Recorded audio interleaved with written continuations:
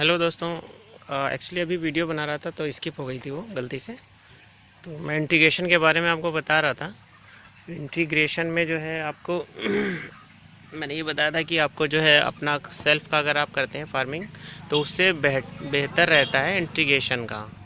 तो उससे मैंने आपको ये भी बताया था कि अगर आप साल के 2-3 लॉट अगर आप निकालते हैं उसको अपना खुद का डाल के तो बहुत अच्छा उसका एक टाइम होता है, वो देखना पड़ेगा आपको। उसमें प्राइस बहुत हैक रहता है, बहुत ऊपर रहता है।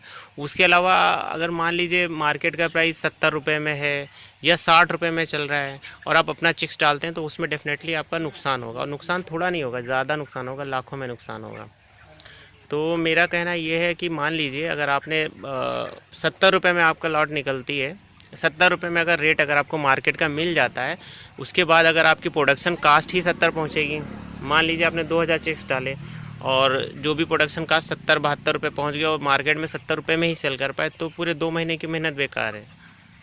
लेकिन अगर आप कंपनी का प्रोडक्शन करते हैं तो उसमें चाहे रेट 60 रुपये में बिके, चाहे 80 रुपये में बिके या 100 रुपये में बिके, अगर महंगा बिकेगा आपका जो प्रोडक्शन कास्ट आपको दी गई है उसके ऊपर अगर आप बेचते हैं तो आपको उसका इंसेंटिव मिलता है। और अगर जो प्राइस है उसके नीचे भी चला जाता है, अगर मान लीजिए कि जो रेट है आपका जो भी आपको दिया गया है उसके अगर नीचे भी प्रोडक्शन कास्ट मार्केट का प्राइस चला जाता है, तब भी आपको जो है तब भी आपको पैसा मिलेगा जो आपके साथ कमिटमेंट हुआ है एग्रीमेंट में। ठीक है भाइयों। तो उसमें हर कंडीशन में आपका लॉस नहीं है, बस एक ही कंडीशन है कि अगर आपकी मोर्टेलिटी हो जाती है, ऑल टोटल फार्म की सारी टोटल मान लीजिए 2000 चिक्स डालें और आपके 1000 चिक्स का डेथ हो जाता है, तो 50% अगर आपके डेथ हो जाती हैं, तो सारी कंपनियों का तो नहीं कहूँगा लेकिन ऑलमोस्ट कंपनियां जो अच्छी कंपनियां हैं वो उस कंडीशन में भी आपको लेबर चार्ज देती हैं, यानी कि मजदूरी चार्ज जो भी होगा आपका तो वो देती हैं। कुछ कंपनियां 4 रुपये पर किलोग्राम देती हैं और कुछ कंपनियां 2.5 रुपये पर किलोग्राम के हिसाब से देती हैं। तो एक तो ये हो गई बात। दूसरी मैं आपको अभी जो मैंने आपको बताया था कि इसमें इंटीग्रेशन में मुझे बहुत सारी बात कहनी होंगी, समझानी होंगी जो मैं करता हूँ। तो उसमें उन चीज़ों को बताने में मुझे लगता है एक वीडियो में नहीं होगा, 3-4 वीडियो मुझे कम से कम बनानी पड़ेंगी। तो मैं आज आपको बताता हूँ उसमें अगर इंटीग्रेशन में आप करते हैं तो क्या उसमें डॉक्यूमेंट्स रिक्वायरमेंट होती है। तो मैं आपको डॉक्यूमेंट्स के बारे में बता देता हूँ। कुछ कंपनियां ऐसी होती हैं जो 500 रुपीज़ का स्टैम्प पेपर मांगती हैं।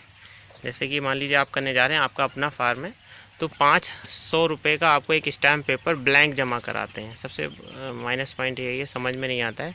कंपनी वाले ब्लैंक जमा करवाते हैं, कंपनी के नाम से इशू करवाते हैं और वो ब्लैंक जमा होता है आपके सिग्नेचर हो करके। ठीक है, एक स्टैम्प पेपर जमा होता है 500 का, उसके बाद 150 रुपये का जमा होता है।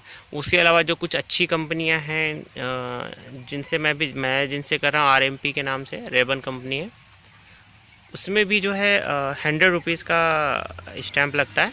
ठीक है, और 10 रुपये का स्टैम्प लगता है गारंटर का। एक गारंटर की भी रिक्वायरमेंट होती है।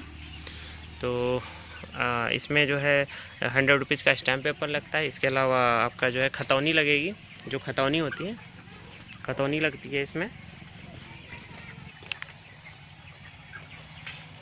तो मैं आपको बता रहा था स्टैम्प पेपर लगेगा। स्टैम्प पेपर का खतौनी यानी कि म्यूटेशन जो होता है, जो जैसे जिस ज़मीन के पेपर होंगे, तो इसमें ख़ास बात यह है जिसके नाम से ज़मीन होगी उसी के नाम से फार्म वो कोड खुलेगा। उनका जो उनका कोड खुलेगा वो सिर्फ उसी नाम से खुलेगा जिस नाम से कंपनी का जिस नाम से ज़मीन के पेपर होंगे जिसके नाम से। तो जैसे कि मान लीजिए आपके नाम से कोई ज़मीन है, 2 बीघे 5 बीघे की ज़मीन है, म्यूटेशन यानी कि दाखिल खारिज या खतौनी में आपका नाम उसमें मेंशन किया हुआ है, तो वो उस पेपर की फ़ोटोस्टेट जमा होगी वहाँ पे ऑफिस में, और उसी नाम से आपका बाकी जो प्रोसीजर होगा उसी के नाम से होगा। जैसे कि आपका जो भी पासबुक होगा, जो चेक बुक होगा, वो सब कुछ आपका ही लगेगा।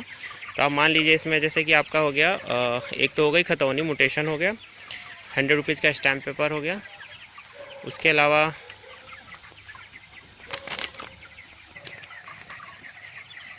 अलावा राशन कार्ड, पैन कार्ड और इलेक्शन कार्ड, इनमें ये ID प्रूफ लगते हैं, आधार कार्ड, इनमें से जो भी रिक्वायरमेंट होगा कम से कम 2 प्रूफ लगेंगे आपके।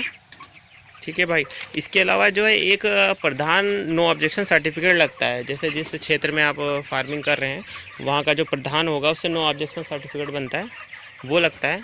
ठीक है भाइयों, और वो तो नॉर्मली है, आप किसी से भी जाके आराम से बनवा सकते हैं, कोई दिक्कत नहीं है।